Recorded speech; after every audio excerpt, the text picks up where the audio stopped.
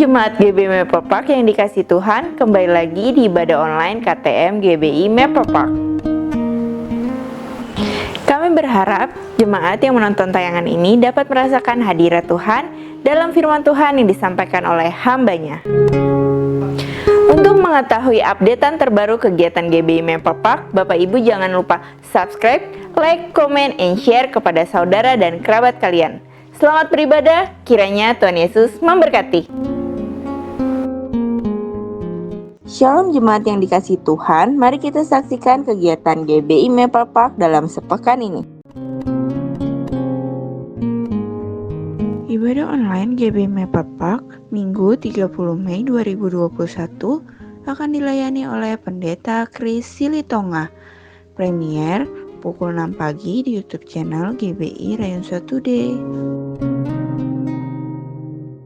Untuk jemaat yang ingin didoakan secara khusus, dapat menghubungi di nomor berikut ini. Untuk kegiatan GBI Meperpak, Bapak Ibu dapat melihat sosial media kami di slide berikut ini.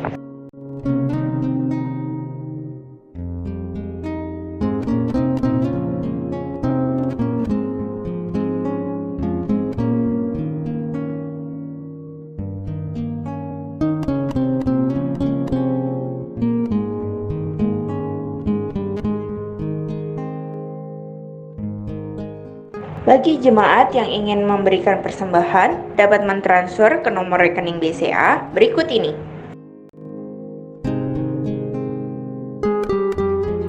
Demikianlah info news GBI Meperpak sepekan ini.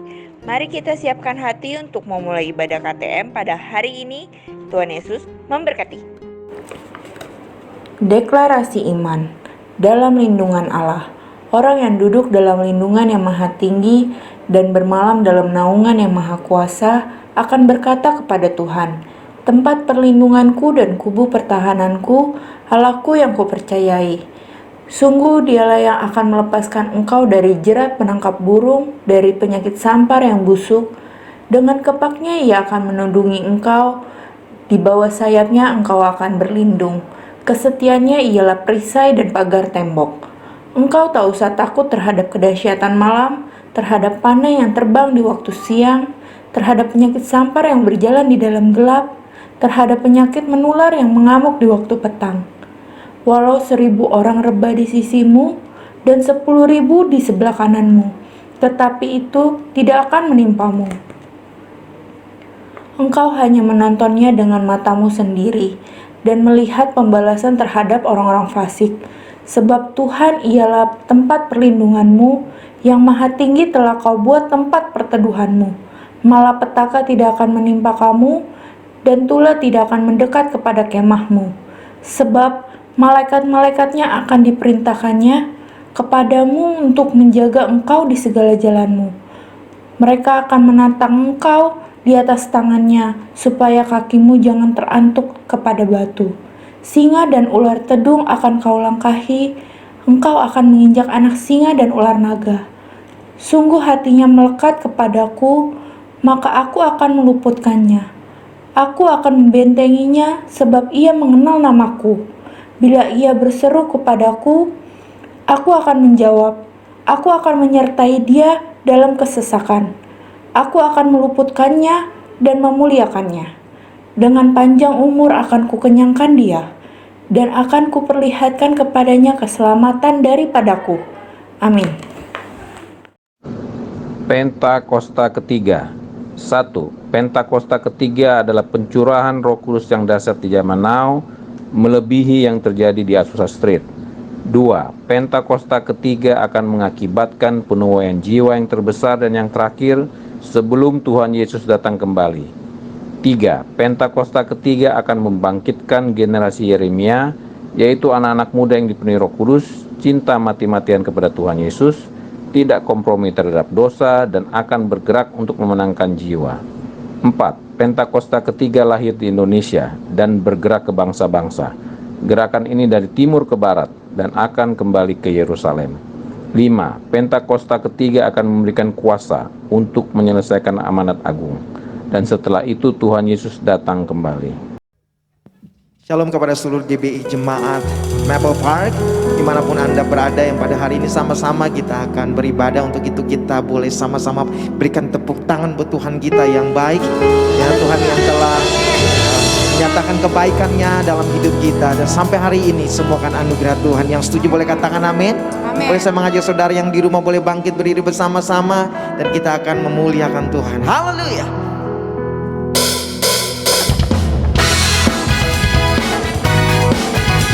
Firman Tuhan berkata, kecaplah dan lihatlah betapa baiknya Tuhan, bersyukur kebaikannya.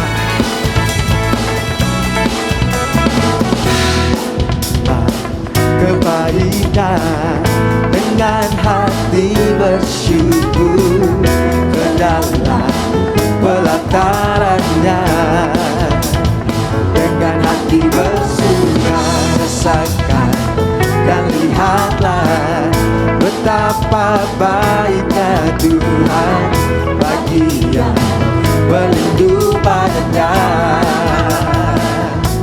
Akan bersorak-sorak, akan bersorak-sorak, bersyukurlah kepada Tuhan, sebab Dia baik, bahwasanya selamanya kasih setianya.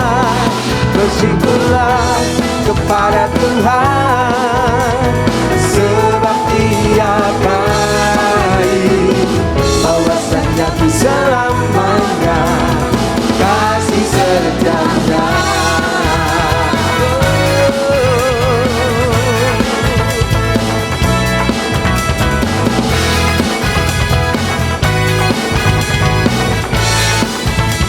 Mari sama-sama datanglah, datanglah kebaiknya dengan hati bersyukur ke dalam pelatarannya, dengan hati bersuka rasakan dan lihatlah betapa baiknya Tuhan bagi yang berlindung padanya.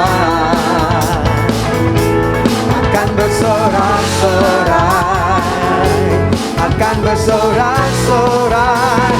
Hey, bersyukurlah kepada Tuhan, sebab Dia baik, bahwasanya selamanya kasih setianya. Bersyukurlah kepada Tuhan, sebab Dia baik, bahwasanya selamanya kasih setianya. Bersyukurlah kepada Tuhan, sebab Dia baik, bahwasanya selamanya kasih setianya. Bersyukurlah kepada Tuhan, sebab Dia baik, bahwasanya selamanya kasih setianya. Dan bahwasanya, dan bahwasanya, bahwasanya selamanya kasih setianya.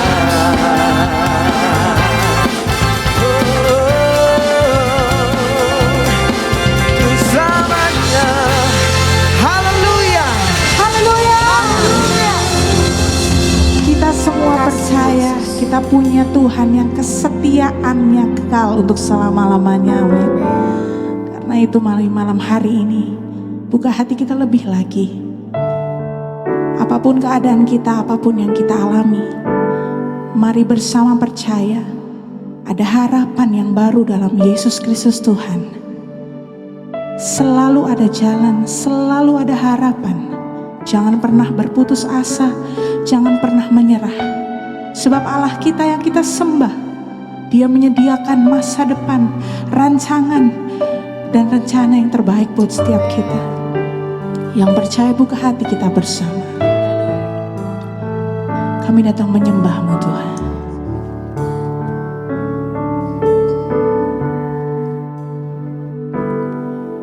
Teramat berat beban yang kau rasa, cobaan datang silih berganti. Semua yang kau rasa tak adil untukmu, seakan Tuhan jauh dan tak ada. Masih ada harapan selama matahari masih bersinar, selama nafas hidup masih berhembus. Tuhan tahu Dia ada di sisimu, selalu ada harapan. Meskipun hatimu tak lagi merasa putus semua asa dan harapanmu, Dia sanggup, Yesus sanggup pulihkan hidupmu. Nyanyikan dengan iman percaya kita. Teramat berat beban yang kau rasa, cobaan datang silih berganti. Semua yang kau rasa tak adil untukmu, seakan Tuhan jauh dan tak ada. Masih ada harapan selama matahari masih bersinar, selama nafas hidup masih berhembus.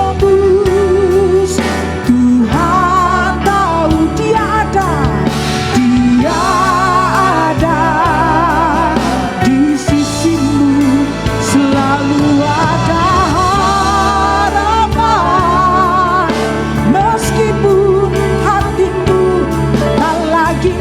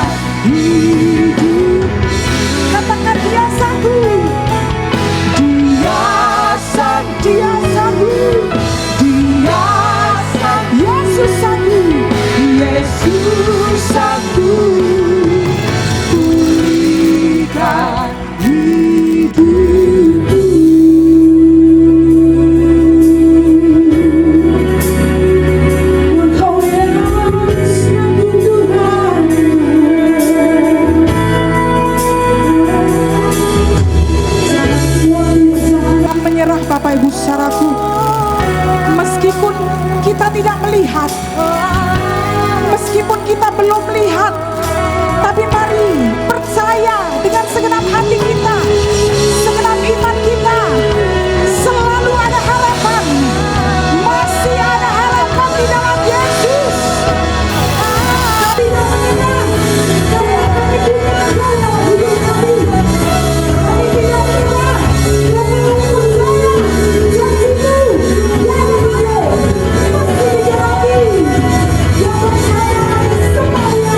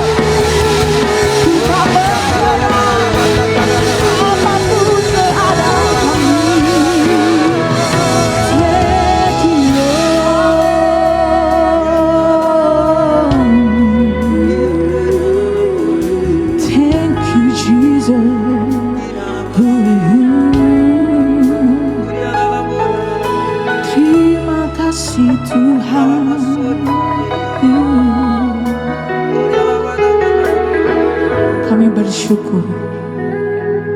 Terima kasih Bapak.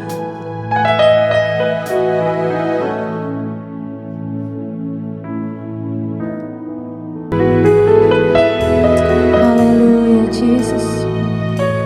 You are a good Father.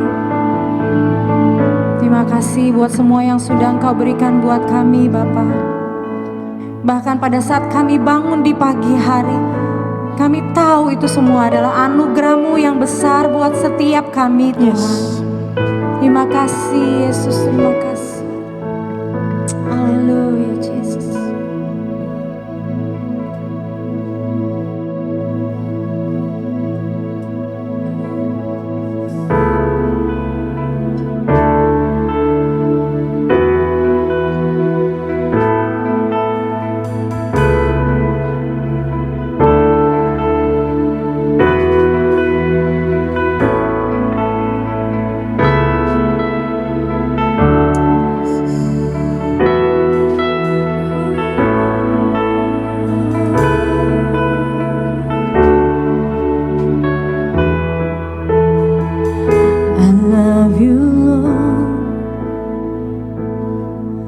For your mercy never fails me.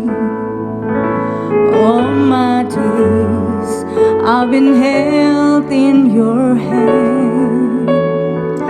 From the moment that I wake up until I lay my head, I will sing of the goodness of God. All my life you have been faithful,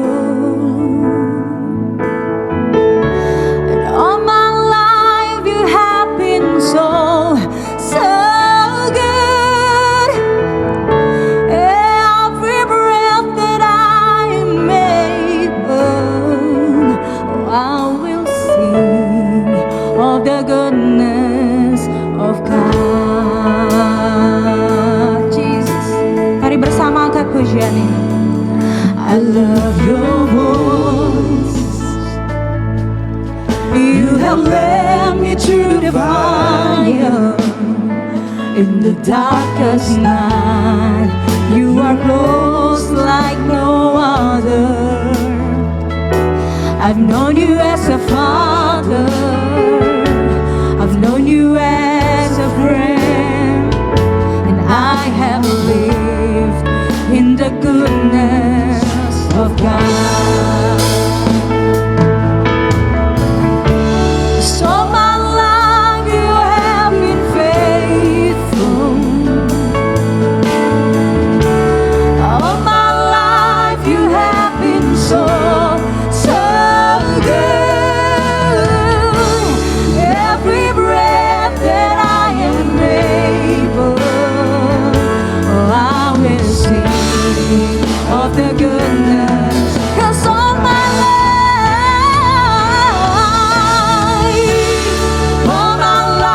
you have faith. Amen. All my life you have been so good. Every breath that I am able, I will sing of the goodness of your grace, Lord. So good is running after me. Your goodness is running after me. When my life lays down, I surrender now. I'll give you everything. Your goodness is running after your goodness, Lord. Your goodness is running after me. Your goodness is running after me. When my life lays down, I surrender now. I'll give you everything. Your goodness is running after me. Jesus. All my life you have been faithful. Amen, Jesus. All my life you have been so good. Every breath that I am able, I will sing of the goodness of God. Jesus. All my life you have been faithful. Kau setia, Tuhan. All my life you have been so good. Every breath that I am able, I will sing of the goodness.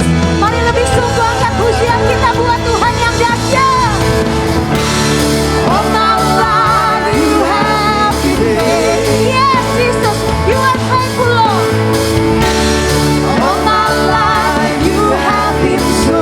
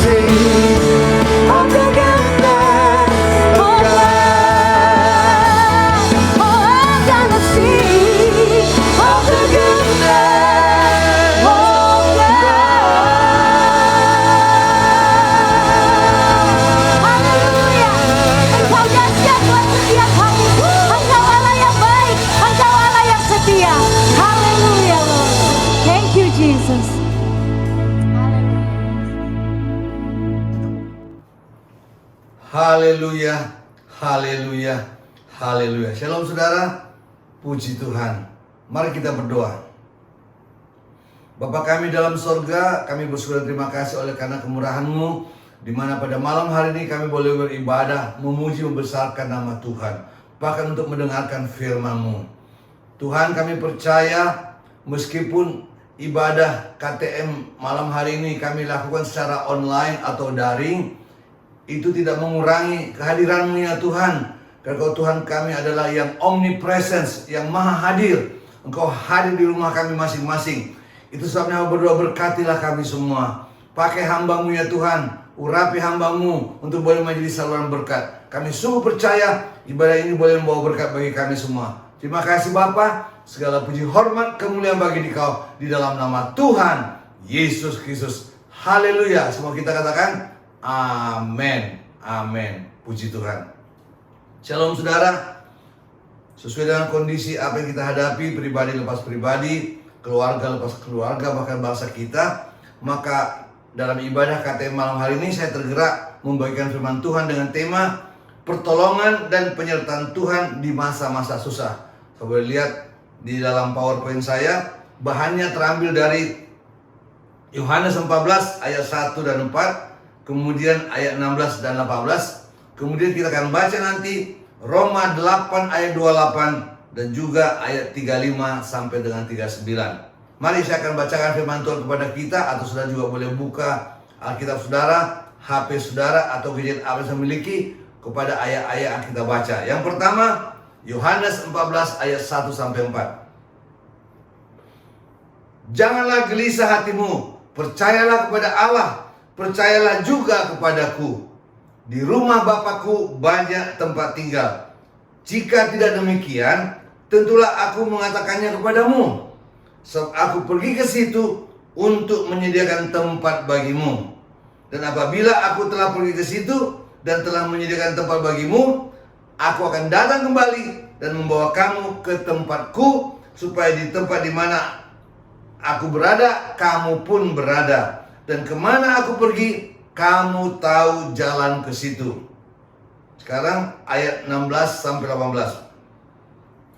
Aku akan minta kepada Bapa, dan Dia akan memberikan kepadamu seorang penolong yang lain, supaya Ia menyertai kamu selama-lamanya, yaitu Roh kebenaran. Dunia tidak dapat menerima Dia, sebab dunia tidak melihat Dia dan tidak mengenal Dia. Tapi kamu mengenal Dia, sebab Ia menyertai kamu dan akan diam di dalam kamu.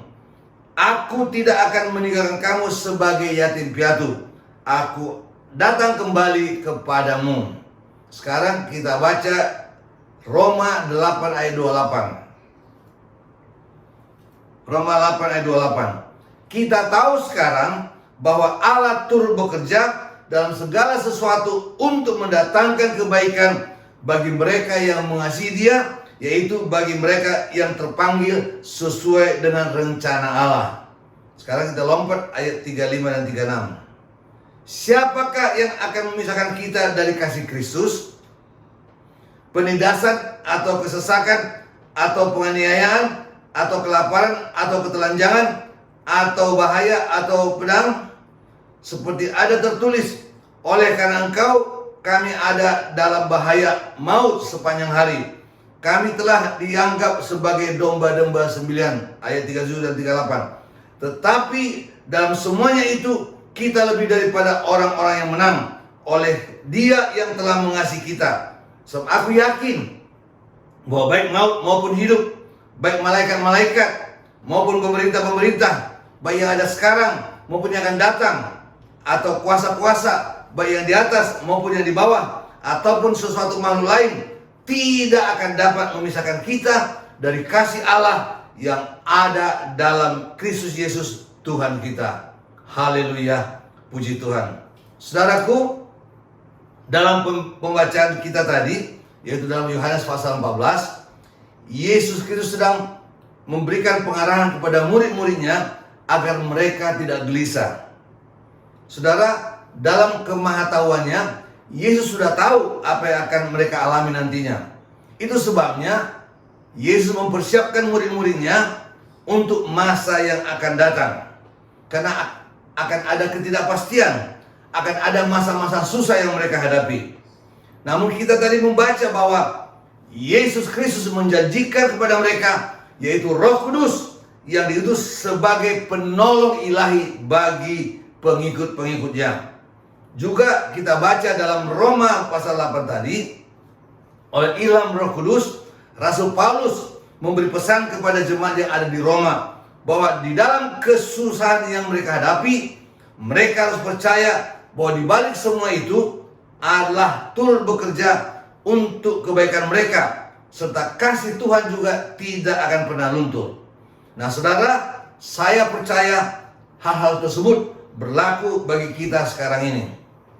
Kita tahu saudara bahwa sekarang kita sedang menghadapi masa-masa yang susah akibat pandemi COVID-19. Ini sudah lama. Bahkan kita tahu itu dimulai sejak Maret 2020. Artinya sudah setahun 2 bulan lebih, ya, setahun 2 bulan.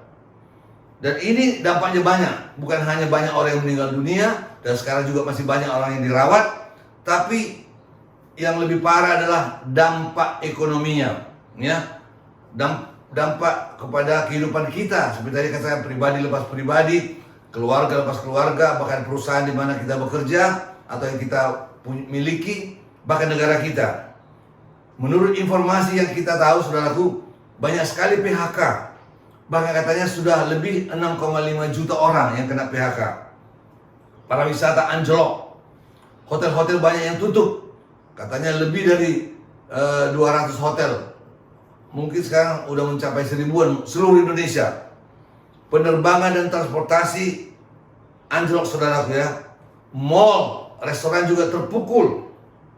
Pertumbuhan ekonomi kita sejak kuartal kedua 2020, yakni mulai April sampai Juni, saudaraku, ya, 2020, April Juni 2020 sampai kuartal pertama 2021 itu minus, ya. Artinya apa? Kalau pertumbuhan ekonomi minus dalam jangka waktu minimal 6 bulan, itu sudah resesi. Dan itu yang kita hadapi. Akibatnya apa? Ekonomi sangat sulit. Saya mendengar berita bahwa ada pedagang di Roximas yang bunuh diri, terjun dari lantai paling atas di Roximas. Kenapa? Karena kesulitan ekonomi, kesulitan keuangan. Dia tidak mampu untuk membayar hutang-hutangnya dari bank. Sedangkan di lain pihak, dagangannya merosot dan rugi karena daya beli masyarakat yang menurun. Artinya banyak sekali dampaknya. Tapi saya percaya Tuhan sanggup menolong dan menyertai kita. Amin, saudaraku. Nah, sebelum saya lanjut, saya mau tanya dulu saudara. Pernahkah saudara mendengar lagu seperti ini? Ini lagunya. When peace like a river attended my way, when sorrows like sea billows roll, dan seterusnya, ya. Refrennya berkata begini. It is well with my soul, it is well, it is well with my soul. Saudaraku, lagu ini sangat terkenal di seluruh dunia dan banyak diterjemahkan ke berbagai bahasa. Dalam bahasa Indonesia juga ada. Ini saya nyanyikan hanya refrennya saja. Tenanglah jiwaku, tenanglah, tenanglah jiwaku. Dalam bahasa Batak, ya, saya ini orang Batak. Ada juga lagunya, saudaraku, ya. Sonang do rohakon di pasonang tok tong rohakon. Saya yakin juga, ya, pasti juga ada bahasa Jawanya atau bahasa Sunda dan sebagainya. Saudaraku, ternyata ada latar belakang atau kisah di balik dikarangnya lagu tersebut. Coba lihat slide berikut ini. Itu adalah foto dari seorang bernama Horatio Gates Spafford. Dia lahir tanggal 20 Oktober 1828 dan meninggal dunia pada 16 Oktober 1888. Artinya umurnya ya sekitar 60 tahun. Saudaraku, Horatio ini adalah tadinya seorang pengacara yang sukses, ya, terkenal. Akibatnya seperti banyak pengacara-pengacara Indonesia yang terkenal, saudaraku, kaya raya. Nah, dia menikah dengan seorang wanita bernama Anna Larsen. Dan saudaraku, karena dia juga cinta Tuhan, dia suka bantu pelayanan, bahkan mengenal baik D.L. Moody, seorang pengkhotbah hamba Tuhan terkenal pada waktu itu di seluruh dunia. Nah, saudaraku, suatu ketika dia menginvestasikan harta kekayaannya kepada real estate atau membuat real estate, saudaraku, ya. Dan selama ini real estate lagi dibangun dan berjalan, saudaraku.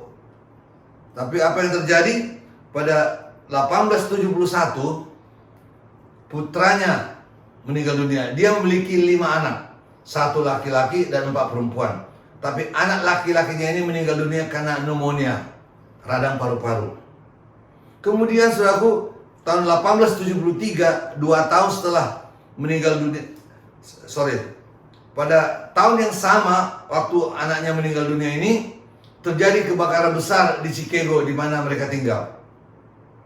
Akibatnya, saudaraku, sepertiga kota Chicago mengalami kebakaran besar, dan seluruh real estate yang dibangun oleh si Horatio ini ludes terbakar habis semuanya. Wah, itu pukulan yang sangat berat bagi dia. Nah, pada waktu 2 tahun kemudian, 1873, ada KKR di London yang dilayani oleh D.L. Moody, dan dia berkata kepada istrinya, ayo kita pergi ke sana untuk ikut juga dalam KKR tersebut, karena dia kenal baik dengan D.L. Moody dan suka membantu, saudara.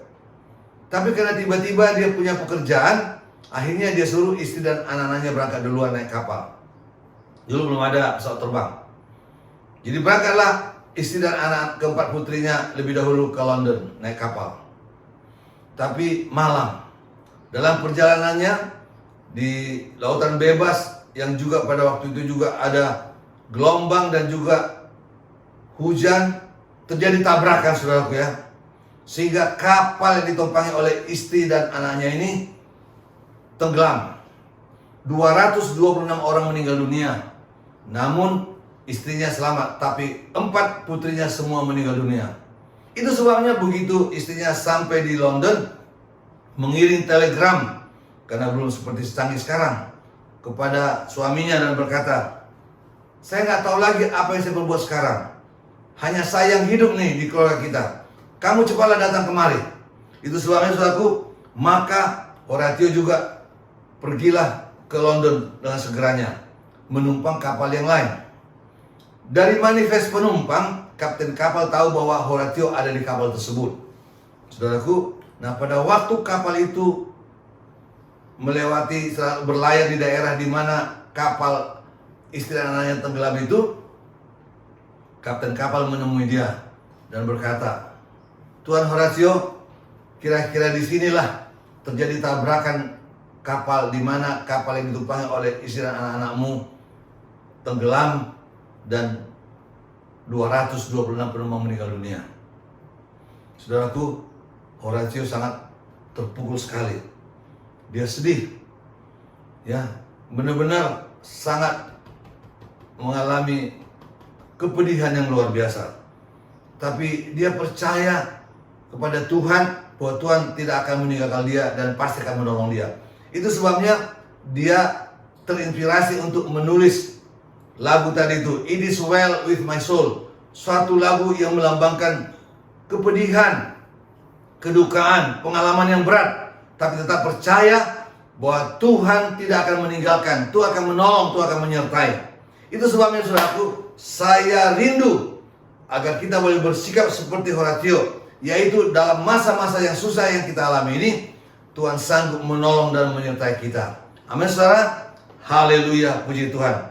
Itu sebabnya sesuai dengan tema kita, mari kita lihat, saudara, ada hal-hal yang perlu kita perhatikan. Yang pertama, Percaya bahwa Tuhan tetap mengendalikan hidup kita. Percaya bahwa Tuhan tetap mengendalikan hidup kita. Artinya Pak, God is in control.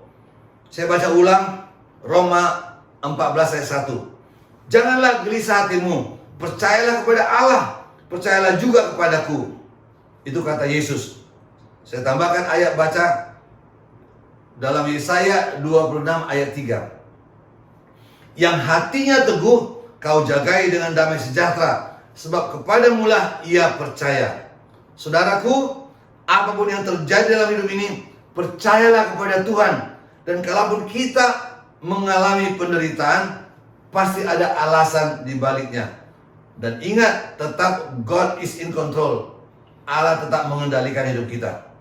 Kalau kita balik kepada peristiwa penangkapan Yesus Kristus di Taman Getsemani, orang-orang waktu itu boleh mengatakan, Allah berdiam diri. Kenapa Yesus bisa ditangkap? Kelihatannya pemerintah Romawi dan pemimpin Yahudi yang mengendalikan semuanya sehingga Yesus bisa ditangkap. Bahkan juga ada yang berkata, Tuhan telah gagal dalam misinya. Ingat, murid-murid pun berharap agar Yesus tidak ditangkap. Bahkan mereka berharap agar Yesus meruntuhkan pemerintah Romawi pada waktu itu. Itu sebabnya kalau kita perhatikan, pada waktu penangkapan Yesus di Taman Getsemani, Petrus marah besar. Dia menghunus pedangnya dan akhirnya daun kuping salah seorang rombongan yang menangkap Yesus putus oleh pedang Petrus. Tapi Yesus menegur Petrus, Petrus, sarungkan pedangmu. Apakah kau pikir aku tidak bisa memanggil berlegiun-legiun malaikat untuk melindungi aku, untuk menyelamatkan aku? Yang luar biasa apa saudaraku?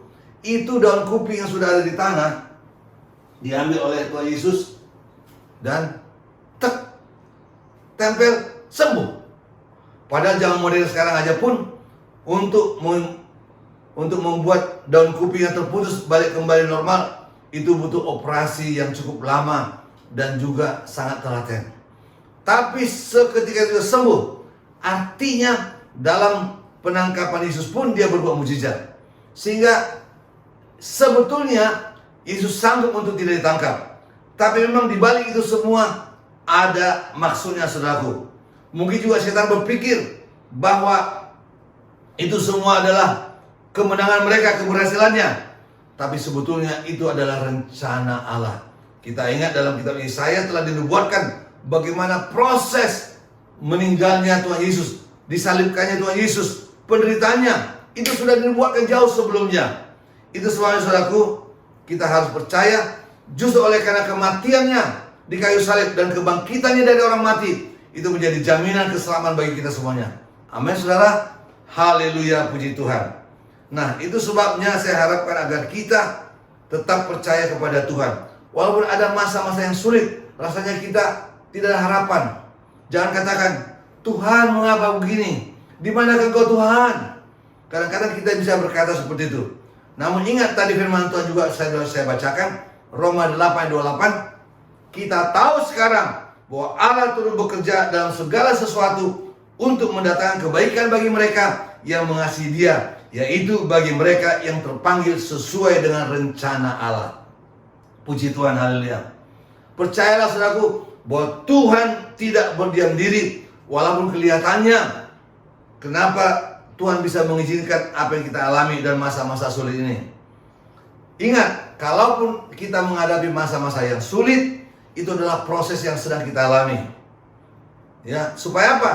Supaya kita lebih bernilai, lebih berharga. Ingat saudara, emas yang paling mahal adalah emas 24 karat. Amin? Itu mahal harganya. Tapi ingat, emas 24 karat itu mengalami proses yang lebih lama, pembakaran yang lebih panas, pemurnian yang lebih luar biasa, sehingga betul-betul unsur-unsur kotoran logam yang lain dipisahkan sehingga menjadi emas yang murni dan mahal harganya. Itulah hidup kita ini, saudaraku. Kita sedang diproses oleh Tuhan. Mari saya bacakan kepada saudara 2 Korintus 12 ayat 7-10. Dan supaya aku jangan menikahkan diri karena pernyataan-pernyataan yang luar biasa itu, maka aku diberi suatu duri dalam dagingku, yaitu seorang utusan iblis untuk menggocok aku, supaya aku jangan meninggikan diri. Tentang hal itu, aku sudah 3 kali berseru kepada Tuhan, supaya utusan iblis itu mundur daripadaku. Tapi jawab Tuhan kepadaku, cukuplah kasih karuniaku bagimu, sebab justru dalam kelemahanlah kuasaku menjadi sempurna. Sebab itu, terlebih suka aku bermegah atas kelemahanku, supaya kuasa Kristus turun menaungi aku. Karena itu, aku senang dan rela di dalam kelemahan, di dalam siksaan, di dalam kesukaran, di dalam penganiayaan dan kesesakan oleh Kristus. Sebab jika aku lemah, maka aku kuat. Saudara perhatikan, Paulus mengalami penderitaan dan kesulitan juga dalam hidupnya. Itu digambarkan dengan apa? Duri dalam daging. Bahkan Paulus katakan itu adalah utusan iblis. Ya, artinya apa? Itu bukan dari Tuhan. Namun kita lihat walaupun Daud berdoa agar utusan iblis itu pergi, ternyata Tuhan izinkan itu. Supaya apa? Supaya Paulus tetap merendahkan diri. Dia diproses untuk suatu pekerjaan yang dahsyat yang lebih besar. Itu sebabnya kalau kita perhatikan, Paulus berkata dalam ayat 10 tadi, karena itu aku senang dan rela di dalam kelemahan, di dalam siksaan, dalam kesusahan, dalam penganiayaan dan kesesakan oleh karena Kristus. Sebab jika aku lemah, maka aku kuat. Ingat tadi saudaraku, ayat yang telah kita baca, Yesaya 26 ayat 3, yang hatinya teguh kau jagai dengan damai sejahtera, sebab kepadamu lah ia percaya. Jadi apa saudaraku? Kalau kita percaya bahwa Tuhan tetap mengendalikan hidup kita, maka kita akan mampu menghadapi penderitaan atau kesusahan di depan kita. Amin saudara. Haleluya, puji Tuhan. Ingat ya, poin pertama, God is in control. Nah sekarang kita masuk pada poin yang kedua. Lihat slide-nya juga. Yakin bahwa kesusahan yang kita alami ada batas waktunya. Roma 14 ayat 3. Dan apabila aku telah pergi ke situ dan telah menyediakan tempat bagimu, aku akan datang kembali dan membawa kamu ke tempatku, supaya di tempat di mana aku berada, kamu pun berada. Saudara, ayat ini menjanjikan kepada kita bahwa segala kesusahan yang kita hadapi itu ada batas waktunya. Artinya apa? Tidak selamanya kita akan alami itu. Dalam kehidupan kita sehari-hari, ada ungkapan berkata begini, semua kehebatan atau kejayaan akan ada akhirnya. Atau kalau dalam ilmu manajemen saudaraku, ya, orang yang belajar manajemen tahu bahwa apabila ada perusahaan bertumbuh, bahkan sudah berhasil sampai puncak, ada masanya katanya decline, penurunan. Jadi segala sesuatu ada masanya. Nah bagi kita sebagai orang percaya, maka kita yakin semua hal yang buruk yang kita alami juga akan berlalu, pasti berlalu. Amin. Haleluya, puji Tuhan. Saudaraku, Yesus tahu bahwa murid-muridnya pasti mengalami goncangan dalam masa depannya di hadapan mereka. Tapi Yesus Kristus berjanji bahwa ada pengharapan bersama dengan Tuhan. Saudaraku, saya akan baca Mazmur 126 ayat 5 dan 6. Mazmur 126 ayat 5 dan 6. Orang-orang yang menabur dengan mencucurkan air mata akan menuai dengan sorak-sorai. Orang yang berjalan maju dengan menangis sambil menabur benih, pasti pulang dengan sorak-sorai sambil membawa berkas-berkasnya. Artinya saudaraku, semua ada batas waktunya. Jadi apapun yang kita alami, walaupun kelihatannya tidak ada jalan keluar, percayalah bahwa Tuhan berjanji akan ada batas waktunya. Yang menabur dengan mencucur air mata akan pulang dengan sorak-sorai dan membawa berkas-berkasnya. Haleluya, puji Tuhan. Kita juga ingat ayat yang terkenal 1 Korintus 10:13. Pencobaan-pencobaan yang kamu alami ialah pencobaan-pencobaan biasa yang tidak melebihi kekuatan manusia. Sebab Allah setia, dan karena itu ia tidak akan membiarkan kamu dicobai melampaui kekuatanmu. Pada waktu kamu dicobai, ia akan memberikan kepadamu jalan keluar sehingga kamu dapat menanggungnya. Semuanya ada batas waktunya. Kita akan sanggup menanggungnya. Jadi kita tahu saudaraku, dalam 1 Korintus 10:13 ini, Paulus sedang menjelaskan bahwa di tengah kesusahan yang mereka alami, Tuhan pasti akan memberikan jalan keluar. Haleluya, puji Tuhan. Nah, saudaraku, kita juga ingat bahwa dalam kitab Ayub, kalau saudara boleh baca seluruh kitab Ayub, bagaimana Ayub juga pernah mengalami kesusahan sangat menyedihkan, bahkan duka yang mendalam. Misalkan tadinya dia kaya raya, tapi bangkrut, anaknya meninggal, dia mengalami sakit yang parah, seluruh tubuhnya dipenuhi dengan borok-borok, ya. Bahkan istrinya meminta dia untuk mengutuk Allah dan supaya dia cepat mati. Namun pada waktu mengalami kesusahan seperti itu, Ayub tetap percaya kepada Tuhan bahwa itu semua akan berlalu. Dalam Ayub 19:25 firman Tuhan berkata, "Tetapi aku tahu penebusku hidup dan akhirnya ia akan bangkit di atas debu." Ayub tahu bahwa kesusahan apapun yang dialami, dia harus bertahan dan berusaha menghadapinya, karena itu semua ada batas waktunya, dan bersama Tuhan dia akan menang. Saudaraku, itulah yang terjadi. Dan kita tahu dari Alkitab bahwa Tuhan memulihkan hidup Ayub, bahkan 2 kali lipat dari yang sebelumnya. Itu sebabnya mari kita belajar. Kesusahan apapun yang saudara alami, saudaraku, percayalah semua itu ada batas waktunya. Dan ingat, apa yang saudara alami rugi atau diambil iblis, Tuhan akan pulihkan, bahkan kembalikan berlipat kali ganda. Haleluya, puji Tuhan. Amin, saudara. Mari kita masuk pada poin yang ketiga. Percaya bahwa kita akan mendapatkan apa yang kita rindukan. Roma 14:4. Dan kemana aku pergi, kamu tahu jalan ke situ. Saudaraku, Yesus Kristus menghibur murid-muridnya dengan berkata, kamu tahu jalan ke situ. Pada waktu Yesus berkata seperti itu, sebenarnya murid-muridnya tidak tahu atau bahkan tidak pernah berpikir bagaimana menghadapi kesusahan yang akan mereka hadapi jika Yesus tidak ada bersama dengan mereka. Tapi Yesus sudah menjelaskan bahwa mereka tahu siapa Yesus yang telah menjadi guru mereka, dan Yesus itulah jalan. Ingat, saudaraku, Yohanes 14:5-6 berkata begini. Kata Thomas kepadanya, Tuhan, kami tidak tahu kemana kau pergi, jadi bagaimana kami tahu jalan ke situ? Kata Yesus kepadanya, akulah jalan dan kebenaran dan hidup. Tidak ada seorang pun yang datang kepada Bapa kalau tidak melalui aku. Artinya apa? Yesus memberikan jaminan kepada mereka bahwa Yesus sudah cukup buat mereka. Yesuslah yang perlu mereka butuhkan. Seringkali, saudaraku, dikala penderitaan, kesusahan menerpa kita, kita bisa merasakan sepertinya nggak ada jalan keluar.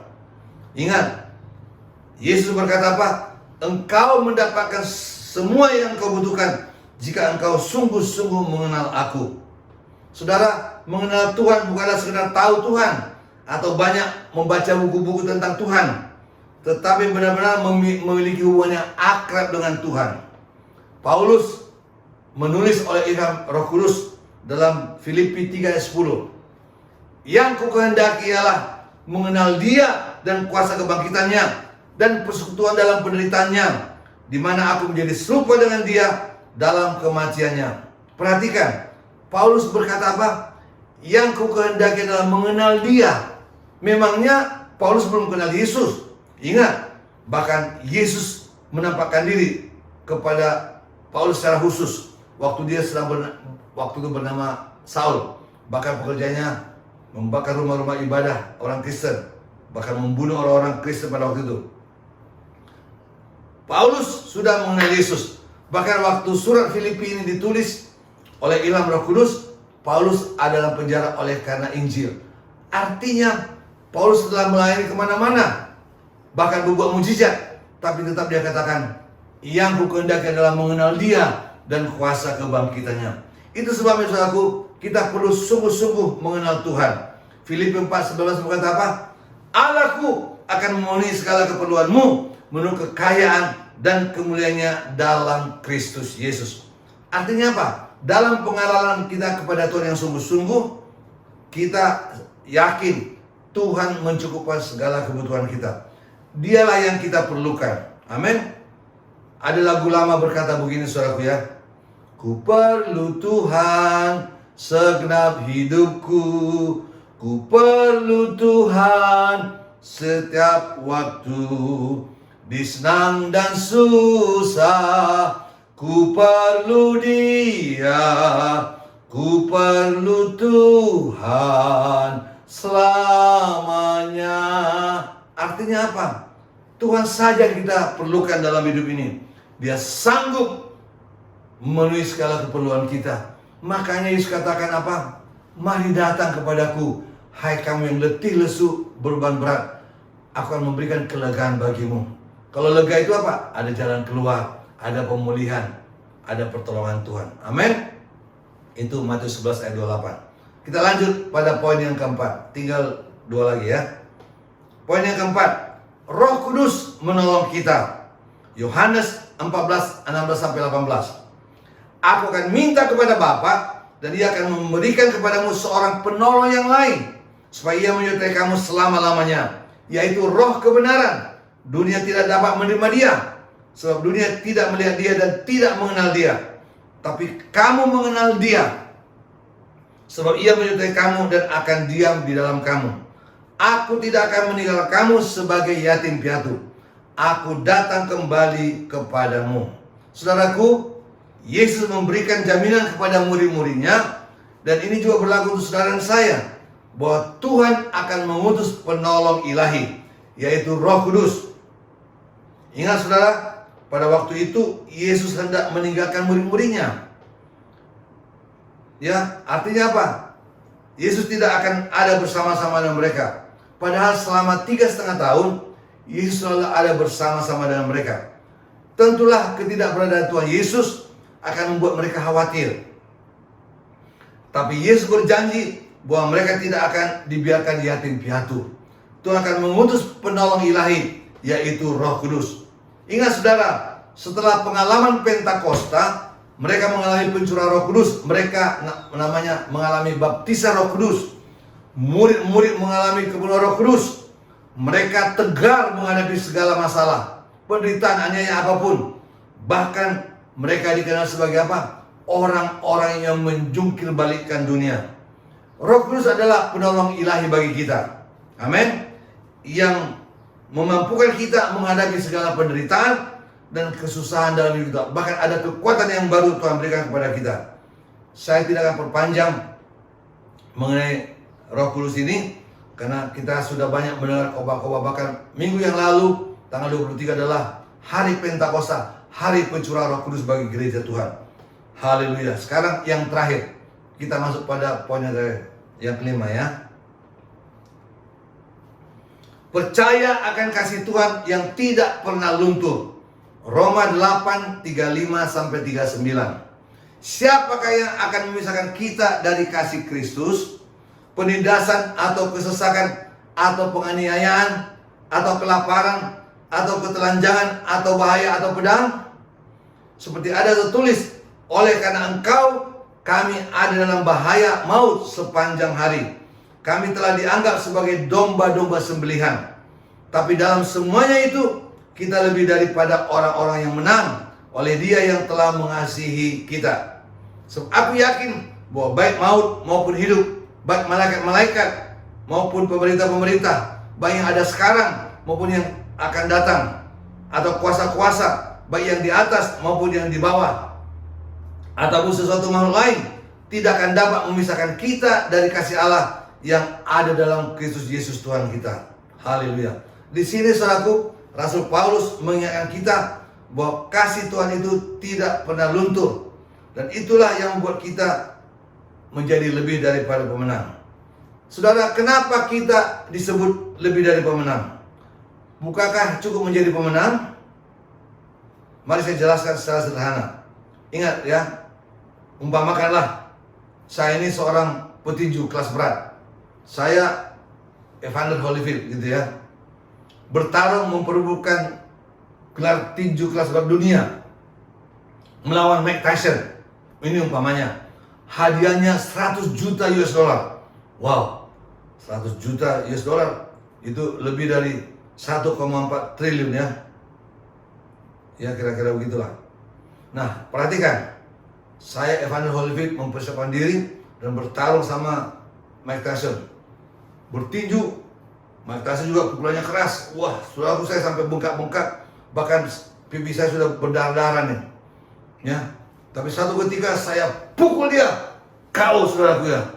Hore, saya juara dunia. Saya dapat hadiah 100 juta US dollar. 1,4 triliun lebih. Nah, perhatikan ini. Waktu saya menerima cek 100 juta US dollar itu, saya bawa pulang ke rumah. Dan saya disambut sama istri saya. Aduh, suamiku, engkau telah berjuang luar biasa. Tuhan menolong kita. Dan seterusnya. Ini yang istimewa. Mike Tyson sudah kalah. Dan saya sebagai pemenang dapat cek sebesar 100 juta ini. Nah, saya berikan kepadamu, gunakan baik untuk keluarga kita semuanya. Ingat ya, Evander Holyfield yang bertarung habis-habisan sampai berdarah-darah, menderita, tapi cek 100 juta US dollar diberikan kepada istrinya. Kalau Evander Holyfield adalah pemenang, maka saya katakan istrinya lebih daripada pemenang. Paham saudara? Begitulah kita, anak Tuhan, gereja Tuhan. Kita lebih dari pemenang. Kenapa? Yesus Kristus yang menderita, ya, disalibkan, menderita, tapi dia menang, saudaraku, ya, mengalahkan maut, bahkan bangkit daripada kematian itu. Dia adalah pemenang.